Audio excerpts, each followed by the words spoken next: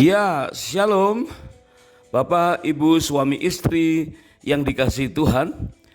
Kali ini kita akan belajar tentang berita-berita yang sedang terjadi, yaitu adanya peperangan antara Iran dan Israel. Tapi ternyata perang yang sangat penting dalam kehidupan kita itu bukan terjadi di Iran, bukan terjadi di Israel, tapi justru berawal dari gunung ini. Bukan di seputar Iran atau Israel, tetapi ada di wilayah negara Turki masa kini, yaitu di antara kota Sardis, yaitu peperangan yang begitu sangat penting yang secara aktual terjadi di zaman akhir di antara keluarga-keluarga kita saat ini. Peperangan yang terjadi dalam kehidupan rumah tangga kita terhadap 7 gunung yang harus kita taklukkan, di mana berawal dari satu gunung, yaitu gunung spiritual, dan kemudian ke gunung berikutnya yaitu gunung family sebagai gunung atau area kekuatan. Nah, begitu penting peperangan ini karena secara real, sadar atau tidak sadar, kita harus bahkan telah menghadapinya. Nah, apakah kita sudah berencana mengadakan perjalanan honeymoon yang kedua berikutnya? Saat-saat semacam itulah sebagai saat yang tepat untuk kita belajar dari kesalahan. Tentu perjalanan berduaan saja dengan pasangan, saling rendah hati dan banyak berbincang-bincang berduaan, sehingga kita bisa memahami makna peperangan yang sedang terjadi dan yang bakal terjadi di kemudian hari, untuk kita bisa menaklukkan gunung demi gunung dalam kehidupan berumah tangga kita.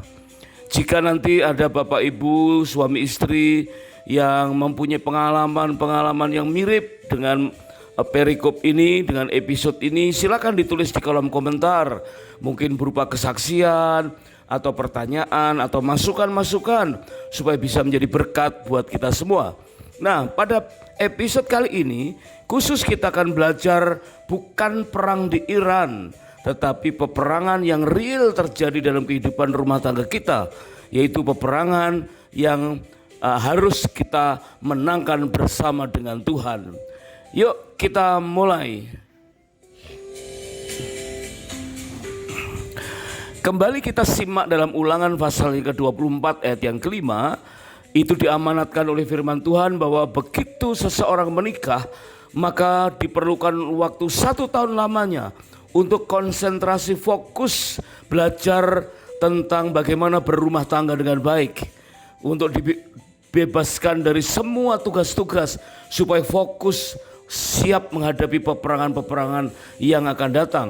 Dan di dalam Wahyu pasal yang ketiga ayat yang pertama, firman Tuhan menubuatkan tentang rumah tangga yang ada di akhir zaman ini. Firman Tuhan berkata, "Tuliskanlah kepada malaikat jemaat di Sardis, aku tahu segala pekerjaanmu, engkau dikatakan hidup padahal engkau mati. Bangunlah dan kuatkanlah apa yang masih tinggal, yang sudah hampir mati. Sebab tidak satupun dari pekerjaanmu aku dapati sempurna di hadapan Allahku."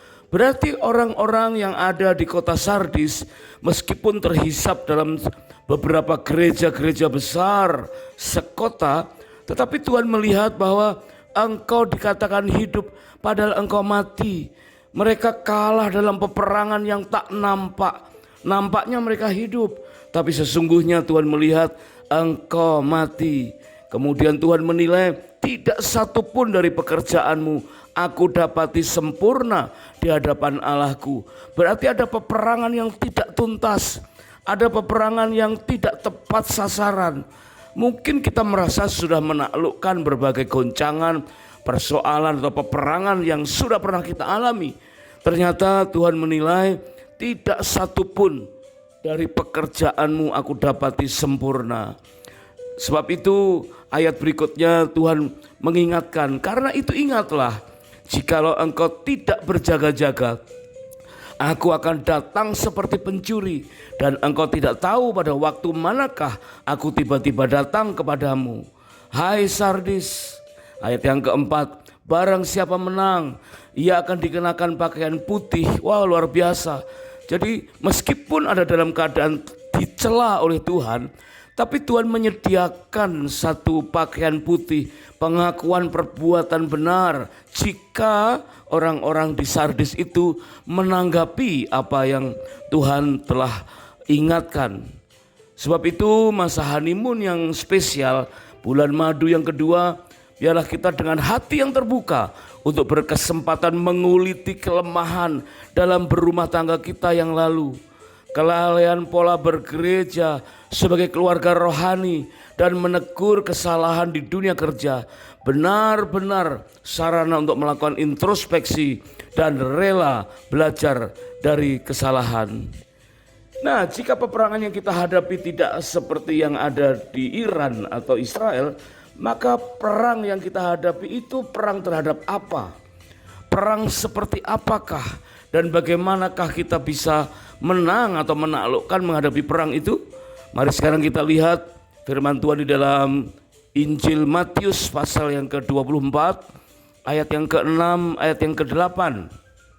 Perang terhadap apa? Matius 24 ayat yang ke-6 firman Tuhan berkata, kamu akan mendengar deru perang atau kabar-kabar tentang perang sudah terjadi.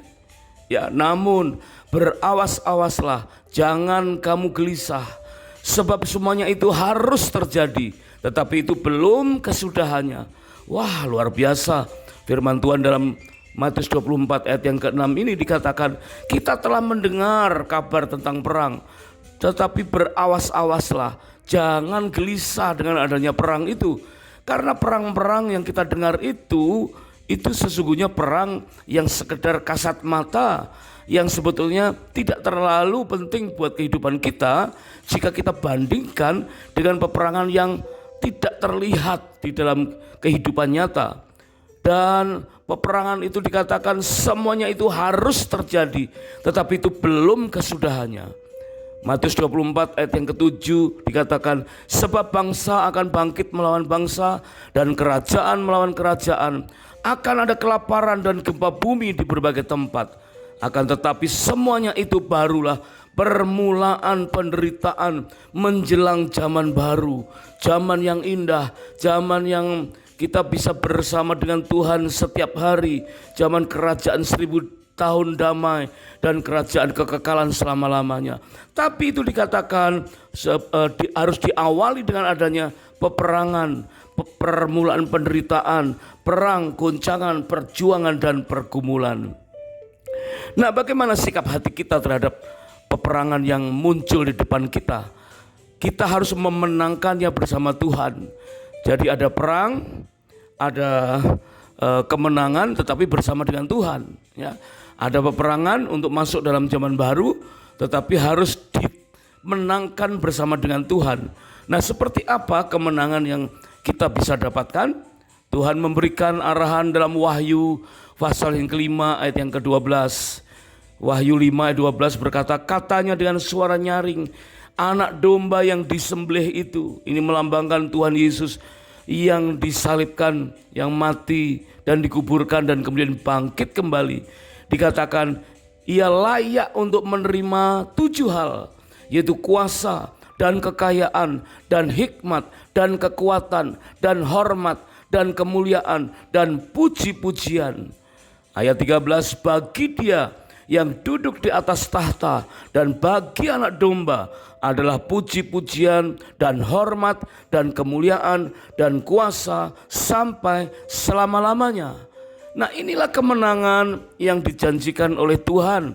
Dikatakan ia layak untuk menang, ia layak untuk menerima 7 hal, 7 area, dia layak untuk menaklukkan 7 gunung. Dan apabila kita siap menghadapi peperangan di hadapan kita, maka biarlah kita bersama dengan Tuhan menaklukkan 7 gunung, 7 area, 7 peperangan yang akan terjadi di dalam kehidupan kita ke depan. Nah, 7 area atau 7 gunung atau 7 peperangan itu apa saja? Mari kita belajar bersama. Yang pertama adalah dikatakan bahwa anak domba yang disembelih itu layak untuk menerima puji-pujian. Ya, kita ambil urutan ini sebagai urutan yang A, urutan yang pertama. Dan A ini adalah singkatan dari Art and Entertainment, ya. Inilah wilayah area atau gunung peperangan yang pertama yang dihadapkan kepada setiap kita yang hari ini real terjadi, yaitu Art and Entertainment. Bagaimana kita mengenali area peperangan ini, yaitu dunia seni, dunia hiburan, di mana kita sekarang sudah mengenal banyak sekali media-media sosial yang justru banyak menguasai anak-anak muda. Ada banyak dari kita yang justru dikalahkan oleh area Art and Entertainment. Seharusnya kitalah yang menaklukkannya. Bapak, ibu, suami, istri yang sedang mengadakan honeymoon yang kedua, mungkin kita sudah dikaruniai anak-anak, ya, dan kemudian kita menspesialkan waktu khusus berduaan untuk honeymoon. Nah, waktu bulan madu kedua inilah mari kita renungkan seperti apa peran kita terhadap anak-anak kita, supaya anak-anak kita juga sanggup menaklukkan gunung A ini, gunung puji-pujian, gunung yang pertama yaitu Art and Entertainment. Bagaimana anak-anak kita dikatakan untuk balita, ya, batita dan balita dikatakan ada banyak pendapat parenting mengatakan harus dibatasi, ya, harus tidak boleh sebebas-bebasnya memakai gadget, membuka media sosial, harus dibatasi. Ya, itu memang benar, tetapi lebih tepat adalah harus didampingi, bukan sekedar dibatasi waktunya. Bukan sekedar dibuat aplikasi untuk membatasi apa aja yang boleh dan tidak boleh dibuka. Tetapi yang utama ternyata adalah harus didampingi. Nah, ada seorang konselor yang secara sederhana mengajarkan jika ingin memenangkan area Art and Entertainment dan anak-anak mampu menaklukkan gunung A ini, maka orang tua mendampingi dengan membawa dua benda, ya, yang tentu bukan benda yang real, tetapi benda yang tak tampak, yaitu sebut saja mereknya Tip-X, ya, dan Stabilo, supaya kita mudah untuk memahaminya, ya. Tip-X yaitu alat untuk mengkoreksi, ya, untuk mengatakan itu salah supaya bisa diperbaiki. Kemudian Stabilo adalah alat untuk mempertebal, untuk meyakinkan, untuk mengapresiasi. Jadi dua alat itu sebut saja Tip-X dan Stabilo. Jadi waktu kita mendampingi anak-anak, maka anak-anak tidak perlu lagi kita bilang jangan nonton itu, jangan buka itu, tutup lagi, jangan itu. Wah, kata jangan, dilarang ini, dilarang itu, nanti justru akan melukai dan bikin luka batin di kemudian hari. Tetapi cukup kita dampingi dan kita katakan, kalau yang itu bagus, kita Stabilo, ya. Itu kurang bagus, kita Tip-X, ya. Misalkan kartun anak-anak, kita tahu ada anak-anak yang dipelihara atau hidup bersama dengan seekor beruang, ya. Kita kenal judulnya Marsha and the Bear, ya. Dan anak itu anak yang boleh dibilang kreatif. Nah, ketika muncul kreativitasnya, muncul ide-idenya, maka kita bisa pakai Stabilo itu untuk mengapresiasi. Itu tingkah laku Marsha yang baik, yang kreatif, kita Stabilo. Tetapi ketika muncul si Marsha itu nakal, maka kita perlu Tip-X. Jangan ditiru, ya itu tidak baik. Jadi kamu tidak boleh seperti itu, ya di Tip-X, ya seperti itu. Jadi artinya setiap kali anak-anak membuka gadget, saat itulah kita harus mendampingi dan membawa dua benda itu, yaitu Tip-X dan Stabilo. Artinya jika kita bisa mendampingi hanya sejam dalam sehari, maka ya anak kita, ya kita izinkan untuk membuka gadget hanya 1 jam itu dalam pendampingan kita. Jadi bukan soal anak dibatasi waktunya saja, bukan sekedar dibatasi jamnya tanpa pendampingan. Tidak, tetapi jam berapapun lamanya, saat itulah kita harus mendampingi dengan membawa kedua benda itu. Maka diharapkan anak akan sanggup menaklukkan gunung yang pertama. Kita pun para orang tua juga harus menaklukkan gunung A, yaitu Art Entertainment. Bagaimana kita harus menguasai bidang-bidang hiburan, media sosial, bukan kita yang dikuasai, sehingga kita mampu mengalahkan gunung puji-pujian atau gunung A, yaitu Art and Entertainment. Kemudian yang kedua dikatakan dan kekayaan atau B, bisnis ya, perdagangan. Jadi segala hal usaha apapun ya, baik itu usaha kecil, UMKM, usaha menengah, usaha besar, konglomerasi, bidang-bidang bisnis yang mengundang kekayaan, peredaran uang yang terbesar, itu harus kita kuasai. Setiap suami dan istri harus berserah kepada Tuhan dengan hikmat Tuhan untuk menaklukkan gunung B, yaitu bisnis, dengan kekuatan Tuhan untuk kemuliaan Tuhan. Bukan mengejar status diberkati, tetapi berfungsi menjadi berkat. Untuk menjadi kaya tentu tidak masalah, tetapi jika ingin kaya, firman Tuhan berkata, jika kita ingin kaya, maka kita akan jatuh dalam berbagai-bagai persoalan. Kata ingin kaya mengandung makna bagaimana kita tidak boleh mengentertain keinginan dengan kekayaan. Jadi ingin kaya adalah kita mengutamakan jiwa kita, di mana jiwa kita terdiri dari banyak segmen, dan 3 segmen utama adalah PPK, pikiran, perasaan, dan keinginan. Nah, banyak orang yang mengentertain keinginannya dengan unsur-unsur kekayaan. Ya, tidak akan puas kalau tidak bergelimang dengan harta yang bisa dipamerkan. Ya, tidak akan puas jika belum flexing. Ya, artinya kita justru ditaklukkan oleh gunung B, bisnis atau kekayaan. Sebab itu mari kita taklukkan gunung kekayaan, gunung B ini dengan fungsi dan posisi sesuai dengan kehendak Tuhan. Posisi diberkati dan berfungsi menjadi berkat. Kemudian gunung yang ketiga dan kemuliaan atau C, church. Nah, ini dia ya. Bidang atau area spiritual. Kemuliaan Tuhan turun di gereja, di mana kita harus maksimal dalam ibadah-ibadah kita. Kita tidak lagi sekedar ibadah secara rutin, sekedar hadir ataupun melayani ya. Meskipun melayani, tetapi kadang-kadang kita bisa terjerumus kepada rutinitas ya. Tetapi benar-benar gunung area kemuliaan atau C ini kita mempunyai kemaksimalan untuk berhubungan intim dengan Tuhan, berjumpa dengan Tuhan. Setiap ibadah kita menerima pengurapan, berjumpa dengan Tuhan sebagai bekal untuk kita menghadapi peperangan yang lain di hari-hari yang lain. Sehingga hari Minggu merupakan hari pembekalan untuk kita mendapatkan kekuatan yang baru selama 1 minggu dan minggu-minggu berikutnya. Sehingga area kemuliaan, area C, area church ini harus menjadi unsur yang utama di dalam kemenangan peperangan kita. Kemudian yang keempat adalah dan hormat atau D, development of the poor. Ya, artinya bagaimana kita bisa menghormati orang-orang yang poor, orang-orang papa, orang-orang miskin, orang-orang yang menurut ukuran dunia terpinggirkan ya, orang yang sudah lansia, yang sudah senior, janda, yatim piatu, orang-orang miskin. Bagaimana kita memakai hati Tuhan untuk memberikan penghormatan kepada mereka.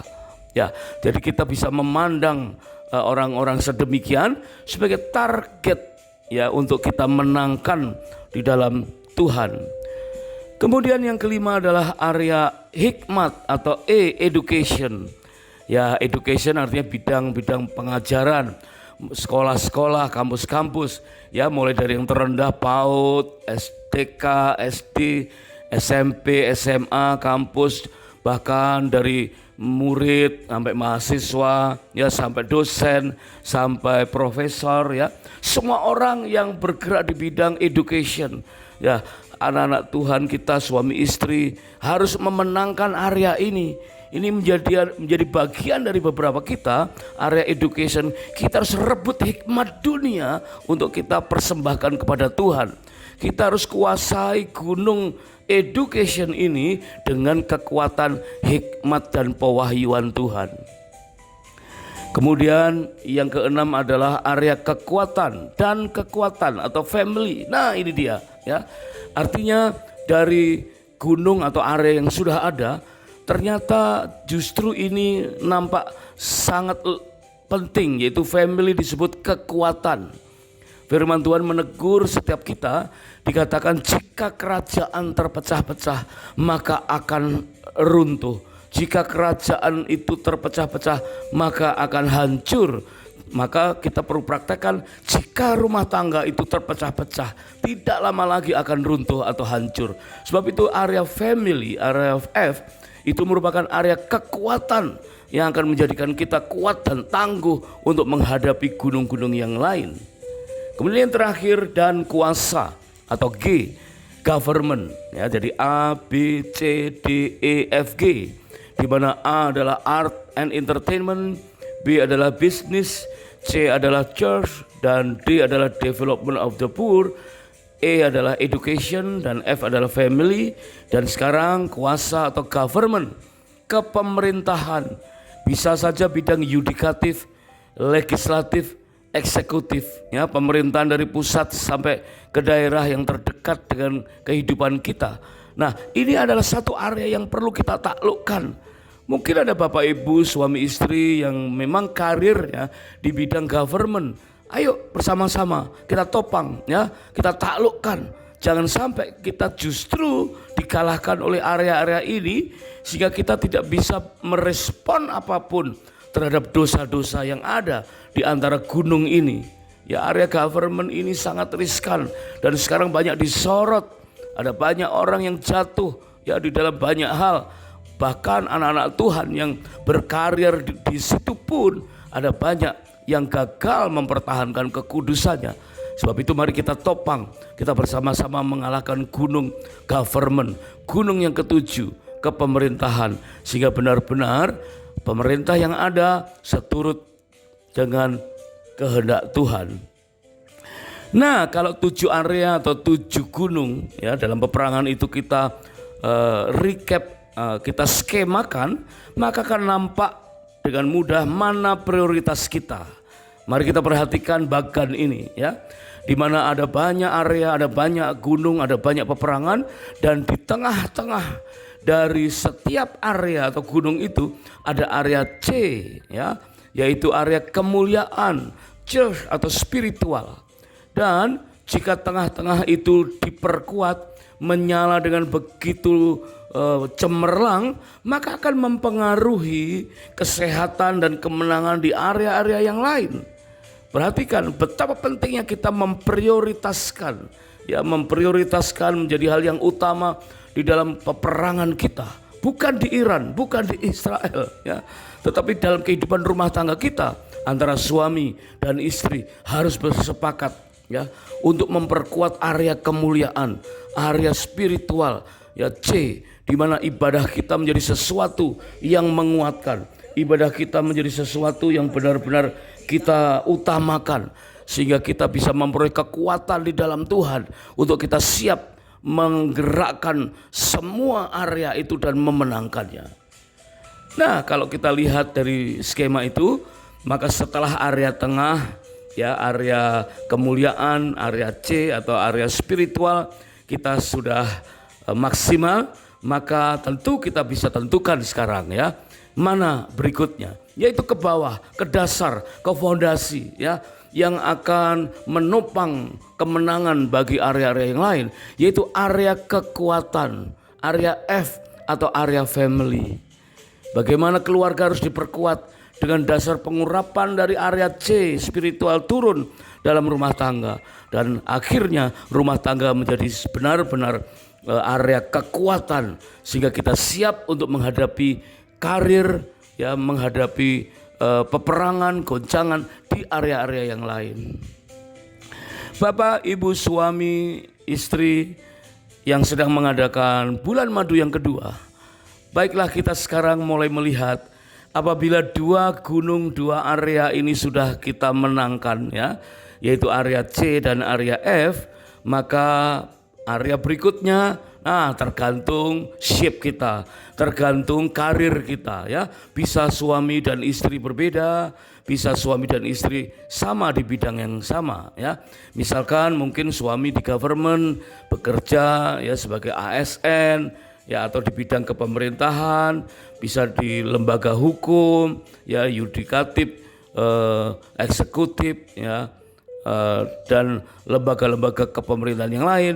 Mungkin istri di bidang education, ya, di bidang pendidikan sebagai guru, sebagai dosen, ya, atau mungkin salah satu di art and entertainment, kemudian pasangannya di bisnis atau di development of the poor. Nah, artinya apa? Jika area tengah, area kemuliaan itu udah maksimal dan memperkuat area family sehingga rumah tangga kita kuat, maka kita akan mudah untuk masuk dalam peperangan-peperangan berikutnya. Dan itulah peperangan yang harus tuntas di dalam kehidupan rumah tangga kita. Bukan seperti kota Sardis, dikatakan kota Sardis dicela oleh Tuhan. Kita perlu hindari, sebab kota Sardis mereka dikatakan sebagai tidak satu pun dari pekerjaanmu atau peperanganmu yang aku dapati sempurna. Tidak ada satupun gunung yang kamu taklukkan dengan tuntas. Nah, berarti kita harus menaklukkan area spiritual dan kemudian area family, baru kita pergi menghadapi peperangan gunung-gunung berikutnya. Dan apa yang terjadi di kota Sardis ini melambangkan sebagian besar dari rumah tangga kita di akhir zaman ini. Di dalam Wahyu pasal yang ketiga ayat yang pertama jelas mengingatkan keluarga-keluarga di kota Sardis. Tuhan berkata, aku tahu segala pekerjaanmu.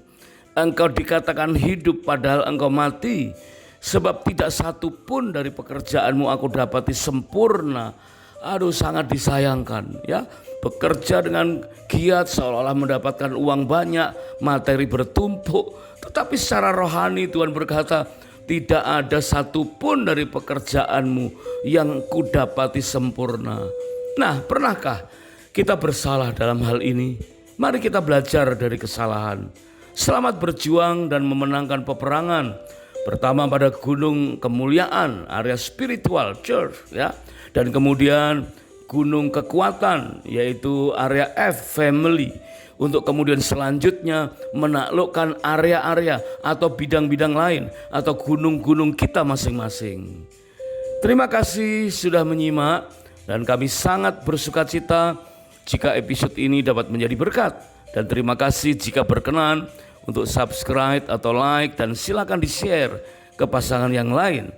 Jika ada kesaksian, pendapat, komentar yang akan menjadi berkat buat kita semua, silakan ditulis di kolom komentar.